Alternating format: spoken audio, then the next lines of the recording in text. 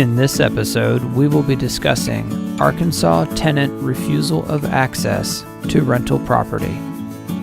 The Arkansas Residential Landlord-Tenant Act of 2007 provides the following remedy for landlords when tenants refuse the landlord's right to enter the dwelling unit: injunctive relief or termination. If the tenant refuses to allow lawful access, the landlord may obtain injunctive relief in district court without posting bond to compel access or terminate the rental agreement.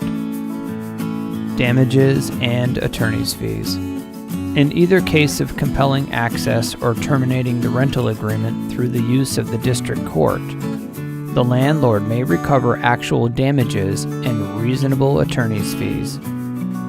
It is important to note the tenant's obligations under the law can be found in our other video titled Arkansas Tenant Must Allow Access to Rental Property. For additional laws and articles, visit AmericanLandlord.com.